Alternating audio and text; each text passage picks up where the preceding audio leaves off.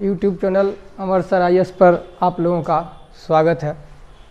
जैसा कि पिछले वीडियो में संविधान सभा के द्वारा राष्ट्र की पहचान से संबंधित वीडियो हम अपलोड किए थे और आज का जो विषय है भारत में कानून कैसे बनता है, इससे संबंधित आज हम विभिन्न पक्षों का वर्णन करने जा रहे हैं।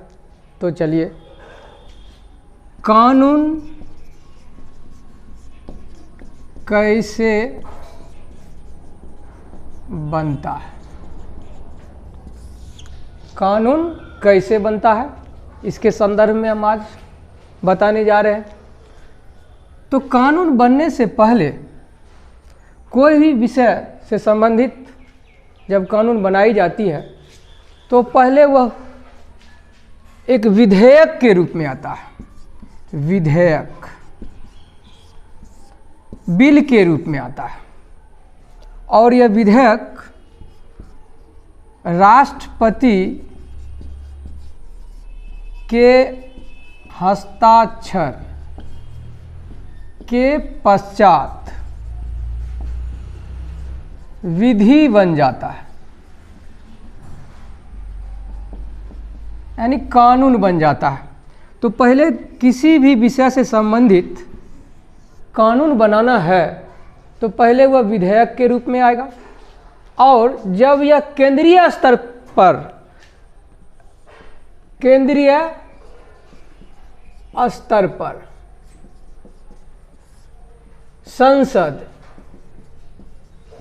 संसद के 3 अंग, लोकसभा, राज्यसभा और राष्ट्रपति। संसद के कितने अंग? 3 अंग। कौन कौन? लोकसभा, राज्यसभा और राष्ट्रपति। जब यह विधेयक किसी विषय पर आता है कानून बनने के लिए तो पहले यह विधेयक के रूप में लोकसभा से पारित होता है, उसके बाद राज्यसभा से पारित होता है और राष्ट्रपति जब यह दोनों सदनों से पारित होने के पश्चात उस पर हस्ताक्षर करते हैं, हस्ताक्षर, तो यह विधि बन जाता है। यानी कहने का तात्पर्य यह है कि जब किसी विषय पर कानून बनाना है तो पहले वो विधेयक के रूप में आएगा सदन में, दोनों सदन से जब वह पारित हो जाएगा तो उस पर राष्ट्रपति जब हस्ताक्षर कर देंगे तो यह विधेयक क्या बन जाएगा? विधि बन जाएगा, यानी कानून बन जाएगा। तो एक विधेयक के रूप में लोकसभा और राज्यसभा तक दोनों सदन से पारित होने तक जब वह राष्ट्रपति उन पर हस्ताक्षर कर देते हैं तो वह विधेयक क्या बन जाता है? विधि, यानी कानून बन जाता है। तो आपने देखा किस तरह से एक विधेयक विधि के रूप में हुआ, किस तरह से कानून बना। तो यहाँ पर विधेयक और विधि, विधेयक और विधि, यानी विधेयक और विधि में अंतर क्या है? जब यह दोनों सदन से पारित होता है, यानी राष्ट्रपति के हस्ताक्षर करने से पहले वह विधेयक के रूप में होता है। जब उस पर राष्ट्रपति हस्ताक्षर कर देते हैं तो वह विधि बन जाता है। तो अब प्रश्न उठता है कि विधेयक कितने प्रकार के होते हैं? विधेयक कितने प्रकार के होते हैं? विधेयक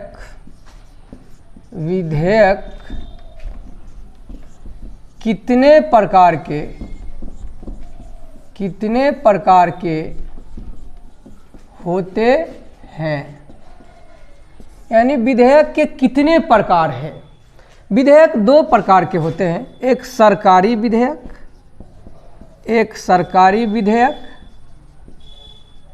और एक गैर सरकारी विधेयक।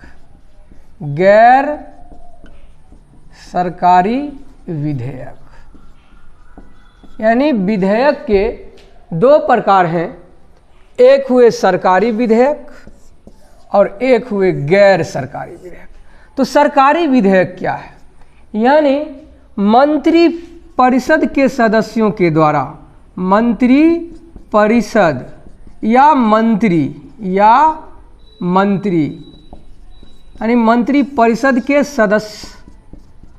सदस्यों के द्वारा या मंत्री के द्वारा जो विषय पर विधेयक लाया जाता है उसे सरकारी विधेयक कहते हैं।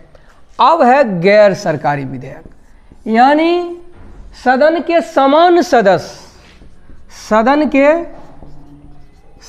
के समान सदस्य यानी संसद लोकसभा के भी हो सकते हैं, राज्यसभा के भी हो सकते हैं।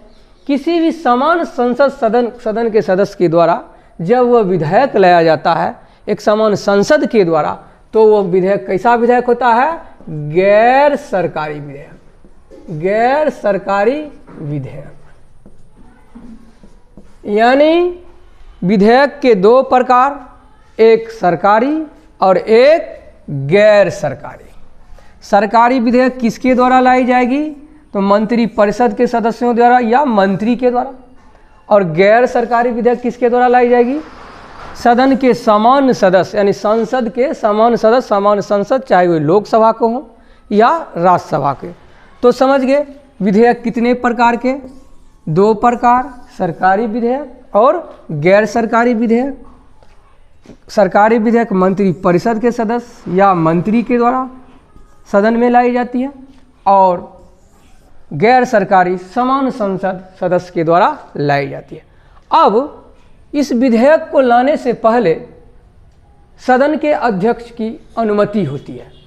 जैसे कोई भी विधेयक हम ला रहे हैं किसी विषय पर कानून बनाने के लिए, कोई भी विधेयक हम ला रहे हैं किसी विषय पर कानून बनाने के लिए, यदि वह सरकारी विधेयक है, मंत्री परिषद के सदस्यों के द्वारा लाई जा रही है, जिस सदन में वो लाया जाएगा उस सदन के सभापति से कितने दिन पहले अनुमति की आवश्यकता होगी? 7 दिन। यानी यदि हम कोई विधेयक ला रहे हैं, सरकारी सदस्य यदि विधेयक किसी सदन में ला रहे हैं, तो उस सदन के सभापति से विधेयक लाने से पहले 7 दिन पूर्व उन्हें सूचना देनी पड़ेगी। कितने दिन पूर्व? 7 दिन। यदि वह गैर सरकारी सदस्य के द्वारा किसी सदन में विधेयक लाया जा रहा है, गैर सरकारी सदस्य समान संसद सदस्य के द्वारा, तो वो सदन में लाने से पहले सभापति की पूर्व सूचना 30 दिन पहले उन्हें देनी पड़ेगी। यानी यदि सरकारी विधेयक है, मंत्री परिषद के सदस्यों के द्वारा लाई जा रही है, तो इसकी सूचना संबंधित सदन यानी जिस सदन में हम लाएंगे पहले, उस सदन के सभापति या अध्यक्ष को 7 दिन पूर्व सूचना देनी पड़ेगी। यदि वह गैर सरकारी विधेयक है तो इसकी सूचना जिस सदन में मुझे लाना है उसे 30 दिन पहले उस सदन के सभापति को देना पड़ेगा। यानी इसमें कितना? सरकारी विधेयक के संदर्भ में 7 दिन पूर्व सभापति को, यदि गैर सरकारी समान संसद सदस्य के द्वारा लाई जा रही है तो कितने दिन पूर्व? 30 दिन पूर्व इसकी सूचना दी जाती है। अब सवाल उठता है विधेयक कितने तरह? 2 तरह समझ गए, सरकारी और गैर सरकारी। इस संदर्भ में आपने जान लिया। अब समझना है कि विधेयक के कितने प्रकार हैं। विधेयक के कितने प्रकार हैं? एक प्रकार ने देखा सरकारी और गैर सरकारी के रूप में। दूसरा प्रकार विधेयक के प्रकार। विधेयक के प्रकार यानी विधेयक कितने प्रकार के होते हैं? विधेयक 4 प्रकार के होते हैं। साधारण विधेयक, वित्त विधेयक, धन विधेयक संविधान संशोधन विधेयक।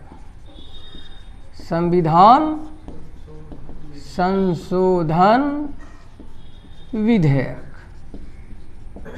यानी विधेयक के कितने प्रकार? 4 प्रकार। उस प्रकार में अपना सरकारी और गैर सरकारी के रूप में देखें।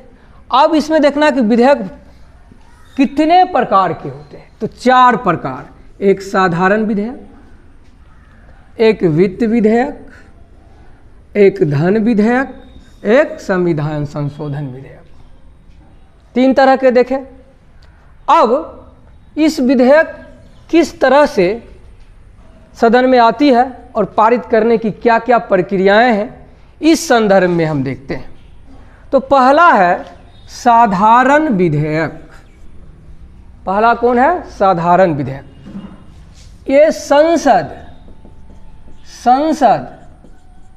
के किसी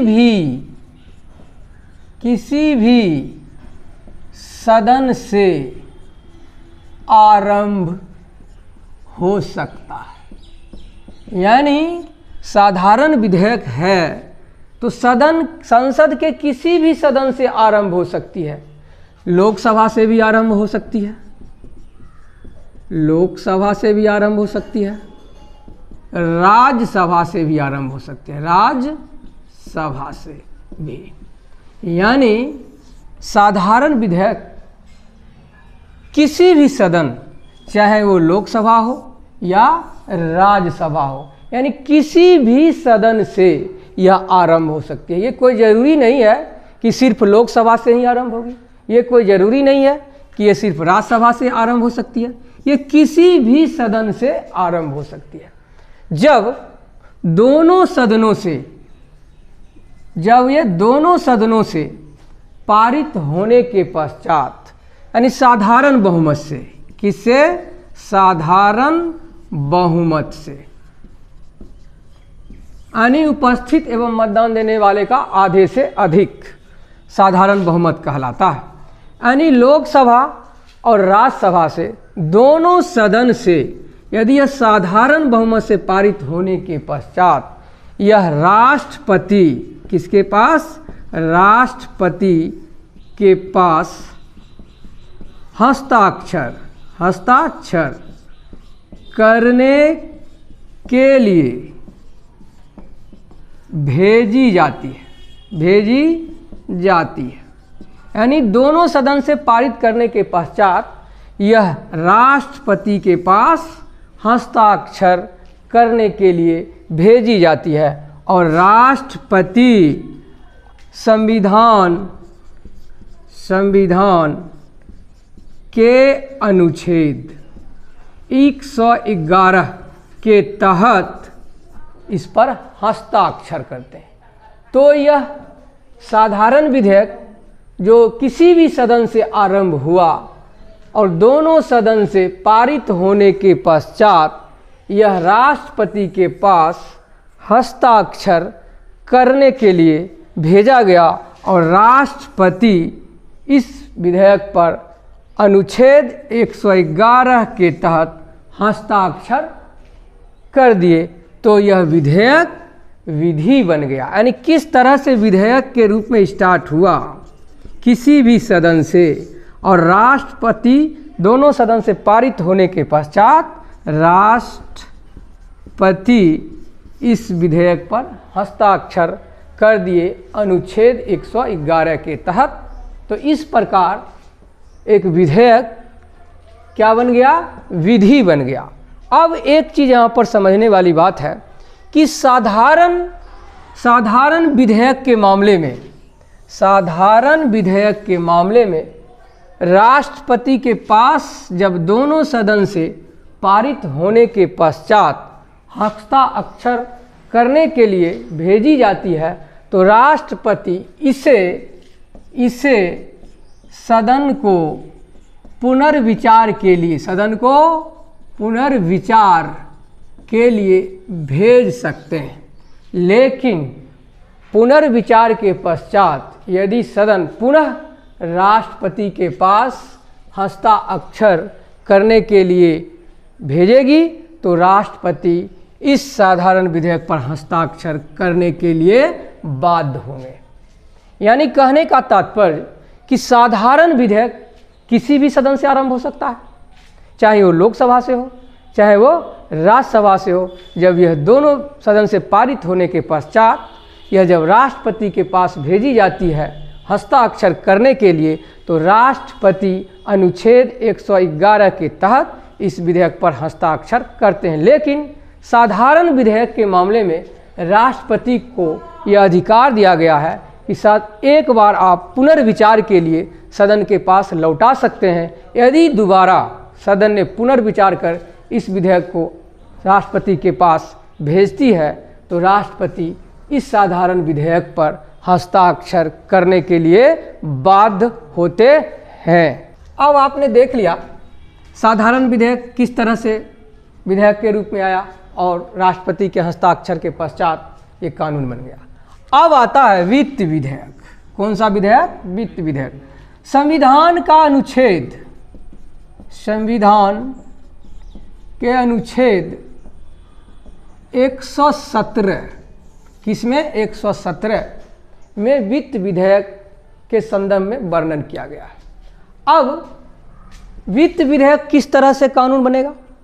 अब वित्त विधेयक भी किसी भी सदन से, किसी भी सदन से आरंभ हो सकता है, आरंभ हो सकता है। यानी जिस तरह से साधारण विधेयक के संबंध में हम बताए थे, तो किसी भी सदन से आरंभ हो सकता है, लोकसभा से भी, राज्यसभा से भी। उसी प्रकार ये वित्त विधेयक भी जो है वो किसी भी सदन से, किसी भी सदन से आरंभ हो सकता है, चाहे वो लोकसभा से पहले हो, लोकसभा से, या राज्यसभा से। यानी किसी भी सदन से ये आरंभ हो सकता है। साधारण विधेयक की तरह ही यह किसी भी सदन से आरंभ हुआ, उसके बाद दोनों सदन से पारित होने के पश्चात, दोनों सदन से पारित होने के पश्चात यह राष्ट्रपति के हस्ताक्षर के लिए भेजी जाएगी और राष्ट्रपति अनुच्छेद 111 के तहत इस पर हस्ताक्षर कर देंगे। तो यह साधारण वित्त विधेयक क्या हो जाएगा? एक कानून बन जाएगा। और राष्ट्रपति जिस तरह से साधारण विधेयक के मामले में अनुच्छेद 111 के तहत हस्ताक्षर किए थे, ठीक उसी प्रकार वित्त विधेयक के मामले में भी राष्ट्रपति अनुच्छेद 111 के तहत इस पर हस्ताक्षर करेंगे।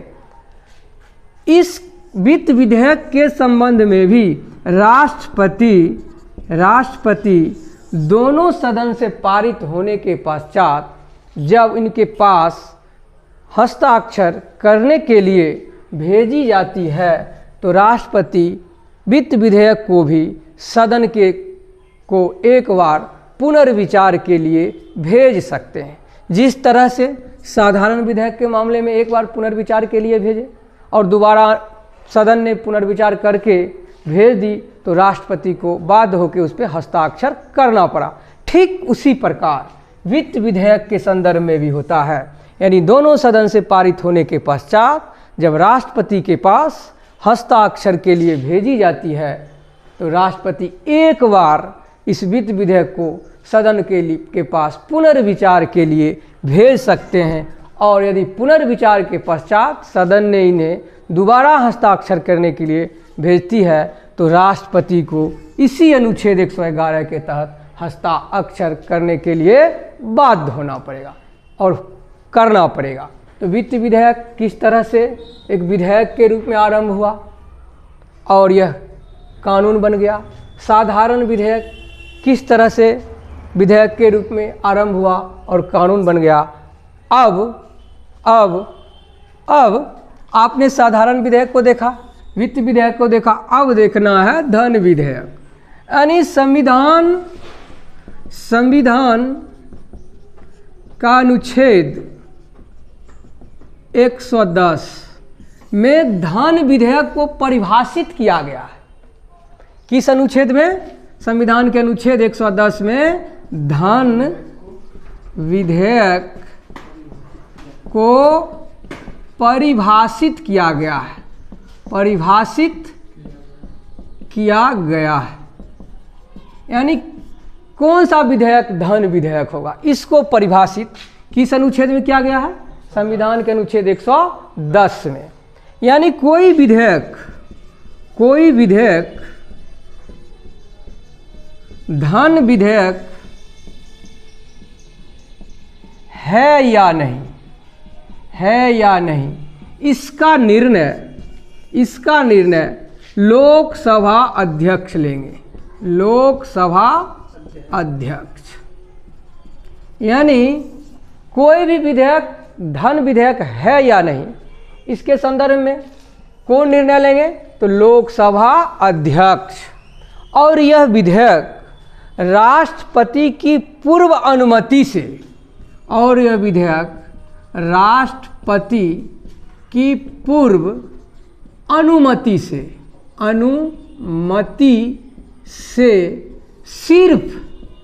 सिर्फ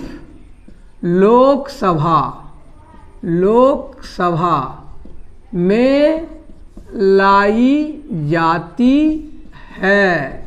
यानी धन विधेयक को परिभाषित किस अनुच्छेद में?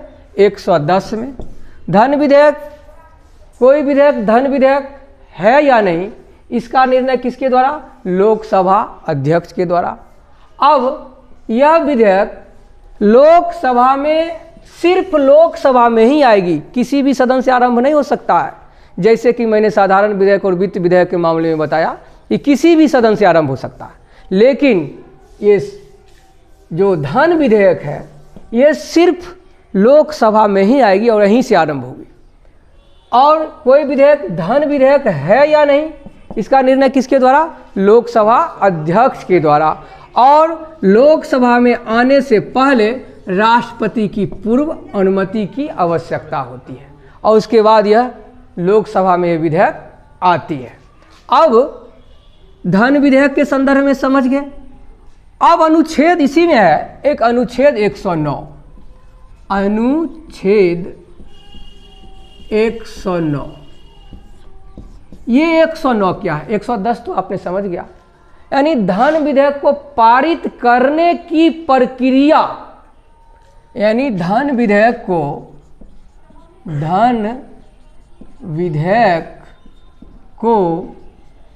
पारित करने की प्रक्रिया, यानी धन विधेयक को पारित करने की प्रक्रिया संविधान के किस अनुच्छेद में वर्णन किया गया है? तो अनुच्छेद कौन है? 109। और 110 क्या है? धन विधेयक को परिभाषित किया गया है। अंतर स्पष्ट समझिए कि संविधान को 110 धन विधेयक को परिभाषित किया गया कि कोई विधेयक धन विधेयक है या नहीं, इसके संदर्भ में लोकसभा अध्यक्ष निर्णय लेंगे और यह लोकसभा में आने से पहले इसे राष्ट्रपति की पूर्व अनुमति की आवश्यकता होगी। और 109 क्या है? 109 है कि धन विधेयक को पारित करने की प्रक्रिया, यानी धन विधेयक को पारित कैसे किया जाएगा, इसका वर्णन किस अनुच्छेद में? 109 अनुच्छेद में, यानी भारतीय संविधान का अनुच्छेद 109। तो इतना समझ गए। अब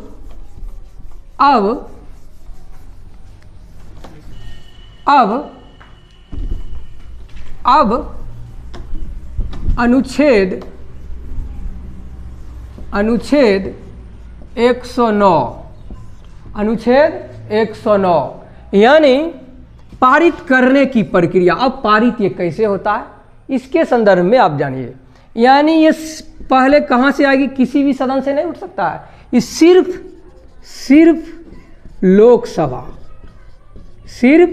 लोकसभा से आरंभ होगी और लोकसभा में पारित होने के पश्चात यह राज्यसभा में जाएगी। किस सभा में? राज्यसभा में। और जब ये धन विधेयक लोकसभा से पारित होके राज्यसभा में पहुंचेगी तो राज्यसभा इसे 14 दिन तक, कितने दिन तक? 14 दिन तक रोक कर रख सकती है, या 14 दिन के अंदर इस धन विधेयक में राज्यसभा को जो संशोधन करना होगा वह संशोधित करके पुनः ये 14 दिन के अंदर ये लोकसभा को रिटर्न कर देगी। ये लोकसभा पर निर्भर करता है कि संशोधन को राज्यसभा के द्वारा जो धन विधेयक में संशोधन किया गया उसको स्वीकार करे या नहीं करे। किस पर निर्भर करता है? ये लोकसभा के ऊपर। यदि राज्यसभा 14 दिन के अंदर किसी भी तरह का संशोधन नहीं किया, 14 दिन तक रोक के रख लिया, तो ऐसी स्थिति में यह धन विधेयक दोनों सदनों से पारित माना जाएगा, पारित माना जाएगा। यानी धन विधेयक पर किसका नियंत्रण? तो लोकसभा का। राज्यसभा का कितना दिन? मात्र 14 दिन। 14 दिन तक ही इसे रोक के रख सकता है। अगर 14 दिन तक लोकसभा को वापस नहीं किया तो यह दोनों सदनों के द्वारा पारित मानी जाएगी। यदि 14 दिन के अंदर वो कोई संशोधन इस धन विधेयक में करके भेज रहा है राज्यसभा लोकसभा को, तो लोकसभा के ऊपर निर्भर करता है कि राज्यसभा के द्वारा इस विधेयक में जो संशोधन किए गए हैं उसको स्वीकार करें या नहीं करें। ये डिपेंड करता है किसके ऊपर? लोकसभा के ऊपर। तो इस प्रकार आपने देखा कि लोकसभा को धन विधेयक के ऊपर पूर्ण नियंत्रण है, राज्यसभा को इसमें कोई विशेष शक्ति नहीं दी गई है। तो दोनों सदनों के द्वारा जब यह पारित माना जाएगा उसके बाद अनुच्छेद 111 के तहत राष्ट्रपति के पास, किसके पास? राष्ट्रपति के पास हस्ताक्षर करने के लिए भेजी जाएगी और राष्ट्रपति इस धन विधेयक को एक ही बार में, यानी सदन के लोकसभा और राज्यसभा के द्वारा पारित होने के पश्चात एक ही बार में जब इनके पास भेजा जाएगा तो हस्ताक्षर करना होगा। इस पर पुनर्विचार का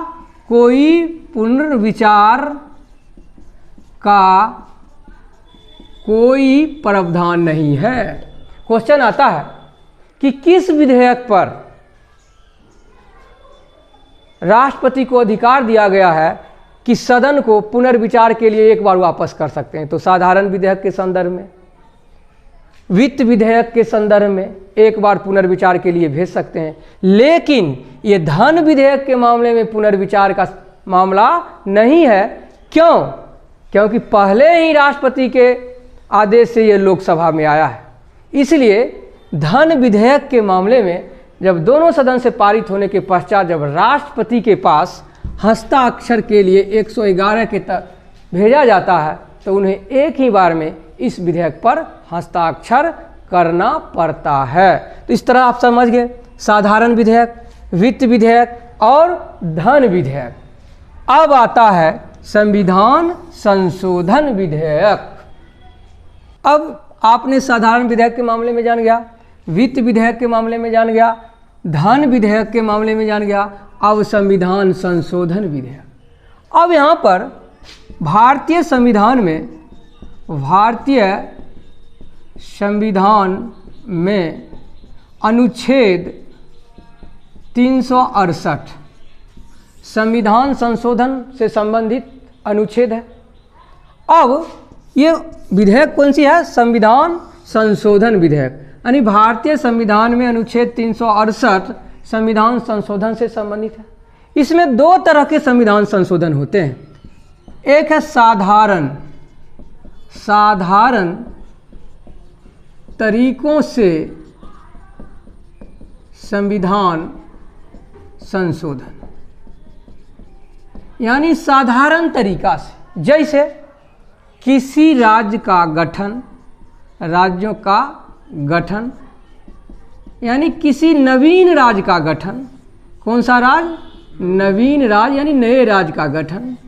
राज्यों की सीमा में परिवर्तन, राज्यों की सीमा में परिवर्तन, राज्यों के नामों में परिवर्तन, राज्यों के नामों में परिवर्तन, यानी साधारण तरीके से जो संविधान संशोधन होगा उसमें कौन आएगा? नवीन राज्यों का गठन, राज्यों की सीमाओं में परिवर्तन, राज्य के नामों में परिवर्तन। ये जो इससे संबंधित जो भी संविधान में संशोधन किया जाएगा वह साधारण तरीके से, और इसकी सबसे बड़ी विशेषता ये है कि संविधान संशोधन अनुच्छेद, संविधान संशोधन अनुच्छेद 368 का भाग नहीं होगा। यानी साधारण तरीके से संविधान संशोधन की जाएगी। राज्य के नवीन राज्यों का गठन, यदि कोई नए राज्य को गठन करना है, या किसी राज्य के नामों में परिवर्तन करना है, या राज्य की सीमाओं में परिवर्तन करना है, तो साधारण तरीकों से संविधान में संशोधन किया जाएगा। लेकिन यह संशोधन भारतीय संविधान के अनुच्छेद 368 का भाग नहीं होगा। और सारे जो संविधान संशोधन साधारण तरीके से किया जाएगा तो वो 368 के पार्ट हो सकते हैं, लेकिन राज्य के नामों में परिवर्तन, राज्य के सीमाओं में परिवर्तन, नवीन राज्यों का गठन, ये साधारण तरीके से संविधान में संशोधन है। इसके लिए यह अनुच्छेद 368 का भाग नहीं होगा। अब सवाल उठता है दूसरा, ये साधारण तरीके से संविधान में संशोधन आपने समझ गया। अब विशेष तरीका से संविधान में संशोधन, यानी विशेष ऐसा संशोधन जो हमारा संघीय ढांचा को प्रभावित कर दे, केंद्र और राज्य के बीच संबंधों को प्रभावित कर दे। तो ऐसे सारे संविधान संशोधन जो हैं उस साधारण नहीं, विशेष संविधान संशोधन कह लेते हैं। विशेष बहुमत की आवश्यकता होती है, आधे से अधिक राज्यों के विधानसभाओं की अनुमति की आवश्यकता होती है। तो ऐसे संशोधन विशेष तरीका से संविधान संशोधन के अंतर्गत आते हैं। जैसे आपने हाल ही में देखा था कि GST, good and service tax, ये विशेष संशोधन के तहत आए, यानी आधे से अधिक राज्य की अनुमति भी चाहिए। दोनों सदन, लोकसभा और राज्यसभा का विशेष बहुमत अलग अलग से पारित होनी चाहिए, तब यह विशेष संशोधन के अंतर्गत आते हैं। जैसे मान चलिए जीएसटी यानी 122वें बिल के रूप में आया था, 122वें बिल यानी 122वां विधेयक के रूप में आया था, विधेयक के रूप में। और कितनी लंबी प्रक्रिया, कितना लंबा समय लगा, क्योंकि विशेष संविधान संशोधन की आवश्यकता थी। इस संशोधन से हमारा संघीय ढांचा प्रभावित हो सकता था, इसलिए दोनों सदनों को विशेष बहुमत से अलग अलग पारित करने की बात थी। वित्त विधेयक के अंतर्गत ये जीएसटी था। अब क्या है, 122वें के रूप में आया, लेकिन 8 सितंबर, डेट याद रखना, 8 सितंबर 2016 को राष्ट्रपति ने जीएसटी विधेयक पर हस्ताक्षर किया और यह विधेयक 1 जुलाई 2017 से पूरे भारत में लागू हो गया। तो ये 122वां एक विधेयक था, और जब ये 101वां संविधान संशोधन, कौन सा, 101वां संविधान संशोधन यानी 101वें संविधान संशोधन के द्वारा जीएसटी एक अधिनियम बन गया। यानी जीएसटी अधिनियम कब बना, 2016 में 8 सितंबर को राष्ट्रपति के हस्ताक्षर करने के पश्चात। लेकिन इसे लागू कब किया गया, 1 जुलाई 2017 को, 1 जुलाई 2017 को।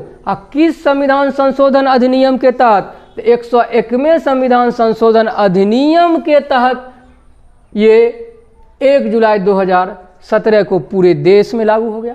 प्रथम राज्य असम था जिसे अनुमति दिया था। और जीएसटी अधिनियम, गुड एंड सर्विस टैक्स जो अधिनियम था वो कब बना, 2016 में राष्ट्रपति के हस्ताक्षर करने के पश्चात यानी राष्ट्रपति इस पर हस्ताक्षर कब कर दिए? 8 सितंबर 2016 को। इसीलिए जीएसटी अधिनियम कब बना? 2016 में। इसे पूरे भारत में कब लागू कर दिया गया? 1 जुलाई 2017 को। कौन सा संविधान संशोधन अधिनियम था? तो 101वां। अब पूछता है कि कौन सा विधेयक था? तो 122वां विधेयक के रूप में आया था। ये विधेयक था। क्यों? 8 सितंबर से पहले ये लोकसभा और राज्यसभा और आधे राज्यों की अनुमति मिल चुकी थी, तो ये विधेयक था। और जैसे ही 8 सितंबर 2016 को इस पर राष्ट्रपति हस्ताक्षर कर दिए, तो ये कौन सा संविधान संशोधन अधिनियम हो गया? 101वां। और इसी संविधान संशोधन के द्वारा पूरे देश में 1 जुलाई 2017 से लागू हो गई। अब संयुक्त अधिवेशन, संयुक्त अधिवेशन। अब संयुक्त अधिवेशन के संदर्भ में जाने। अब विधेयक तो जान गए, साधारण विधेयक, वित्त विधेयक, धन विधेयक, संविधान संशोधन विधेयक। अब ये पारित करने के दौरान बहुत सारी समस्या उत्पन्न होती है। अब इस समस्या को किस तरह से समाधान किया जाता है, इसके संदर्भ में अब जाने। अब इसी के संदर्भ में संयुक्त अधिवेशन, यानी संयुक्त अधिवेशन अनुच्छेद 108। संयुक्त अधिवेशन बुलाता कौन है? तो राष्ट्रपति। कौन बुलाते हैं? राष्ट्रपति। अब क्यों बुलाते हैं, इसके संदर्भ में जाने। यानी कि जब कोई विधेयक पारित करने के दौरान गतिरोध उत्पन्न हो गया, उस गतिरोध के कारण विधेयक पारित नहीं हो रहा है, तो ऐसी स्थिति में संयुक्त अधिवेशन बुलाकर भी उस विधेयक को पारित किया जाता है। तो ऐसी स्थिति में संविधान का अनुच्छेद 108 के तहत राष्ट्रपति संयुक्त अधिवेशन बुलाते हैं। और अनुच्छेद 118, अनुच्छेद 118 के तहत इस संयुक्त अधिवेशन की अध्यक्षता लोकसभा अध्यक्ष के द्वारा। किसके द्वारा? लोकसभा अध्यक्ष के द्वारा। यानी बुलाते कौन है? तो राष्ट्रपति। किस अनुच्छेद के तहत? 108 के तहत। और जब बुलाया था तो उसकी अध्यक्षता कौन करते हैं? तो लोकसभा अध्यक्ष। यानी अध्यक्षता कौन करते हैं? लोकसभा अध्यक्ष। किस अनुच्छेद के तहत? 118 के तहत। अब सवाल उठता है कि किस किस विधेयक के मामले में, किस विधेयक के मामले में संयुक्त अधिवेशन बुलाई जाती है। यानी संयुक्त अधिवेशन किस विधेयक के मामले में बुलाई जाती है? तो याद रखिएगा, 2 विधेयक। कौन कौन? साधारण विधेयक, साधारण विधेयक और वित्त विधेयक, वित्त विधेयक। यानी ये 2 विधेयक के मामले में राष्ट्रपति यदि पारित करने के दौरान गतिरोध उत्पन्न हो गया, तो राष्ट्रपति संयुक्त अधिवेशन 108 के तहत बुलाएंगे और लोकसभा अध्यक्ष 118 के तहत उसकी अध्यक्षता करेंगे। और किस विधेयक के मामले में संयुक्त अधिवेशन बुलाई जाएगी? तो मात्र 2 विधेयक। कौन? साधारण विधेयक और वित्त विधेयक। यानी एक सदन, अब 2 विधेयक के मामले में हम बता चुके हैं कि किसी भी सदन से आरंभ हो सकता है। मान चले एक सदन से आरंभ हुआ, लोकसभा से, राज्यसभा में चला गया, राज्यसभा में 6 माह तक ऐसी स्थिति में पड़ा रहा। गतिरोध कितना माह तक? 6 माह तक। तो 6 माह के पश्चात, यानी साधारण विधेयक और वित्त विधेयक के मामले में कितना? 6 माह। गतिरोध की अवधि कितनी? 6 माह। अगर 6 माह के अंदर ये पारित नहीं होता है, तो ऐसी स्थिति में राष्ट्रपति अनुच्छेद 108 के तहत संयुक्त अधिवेशन बुलाते हैं और इस अधिवेशन की अध्यक्षता लोकसभा अध्यक्ष के द्वारा की जाती है। और इस संयुक्त अधिवेशन में साधारण विधेयक और वित्त विधेयक को पारित कर दिया जाता है। तो आप समझ गए कि संयुक्त अधिवेशन किस किस विधेयक के मामले में? तो साधारण विधेयक और वित्त विधेयक। अब किस मामले में संयुक्त अधिवेशन नहीं बुलाई जाती है? संयुक्त अधिवेशन किस विधेयक के मामले में मामले में नहीं बुलाई जाती है, नहीं बुलाई जाती है। तो किस विधेयक के मामले में संयुक्त अधिवेशन नहीं बुलाई जाएगी? तो पहला है धन विधेयक। कौन है? धन विधेयक। अब सवाल उठता है कि धन विधेयक पर क्यों संयुक्त अधिवेशन नहीं बुलाई जाती है? तो यह विधेयक राष्ट्रपति के पूर्व अनुमति से ही लोकसभा में आती है। इससे पहले पूर्व अनुमति हो गई, इसलिए गतिरोध होगा ही नहीं। और धन विधेयक में है कि राज्यसभा को सिर्फ 14 दिन का शक्ति है। तो ऐसी स्थिति में धन विधेयक पर संयुक्त अधिवेशन का प्रावधान नहीं है। और दूसरा संविधान संशोधन विधेयक, इस विधेयक पर भी संयुक्त अधिवेशन का प्रावधान नहीं किया गया है, क्योंकि यह भी राष्ट्रपति के पूर्व अनुमति से ही किसी भी सदन से आरंभ हो सकता है। लेकिन पूर्व अनुमति राष्ट्रपति, तभी संविधान संशोधन विधेयक किसी भी सदन से आरंभ हो सकती है। इसलिए राष्ट्रपति की पूर्व अनुमति से आई है, इसलिए दोनों ही पूर्व अनुमति से ही आई है। इसलिए संविधान संशोधन विधेयक और धन विधेयक पर संयुक्त अधिवेशन का प्रावधान नहीं किया गया है। और साधारण विधेयक, वित्त विधेयक राष्ट्रपति के पूर्व अनुमति से नहीं आती है, ये सदन में ही पहली बार आती है, राष्ट्रपति की अनुमति की आवश्यकता नहीं होती है। इसलिए इस दोनों विधेयक पर संयुक्त अधिवेशन का प्रावधान है, लेकिन धन विधेयक और संविधान संशोधन विधेयक पर संयुक्त अधिवेशन का प्रावधान नहीं किया गया है। इस तरह से आपने देखे, किसी भी समस्या केंद्रीय स्तर पर है तो सदन, संसद सदस्य या संसद सदस्य में मंत्रिपरिषद के जो सदस्य हैं उनके द्वारा सरकारी विधेयक के रूप में लाते हैं। गैर सरकारी सदस्य के रूप में सामान्य संसद सदस्य जो किसी भी समस्या को लेकर एक विधेयक लाते हैं और वह विधेयक के रूप में आया और वह विधि बन जाता है। तो किस तरह से केंद्रीय स्तर पर कोई विधेयक आया और कानून बन गया, तो कानून कैसे बनता है इसके बारे में आपने समझ गया। नेक्स्ट वीडियो में फिर मिलेंगे। थैंक यू, धन्यवाद।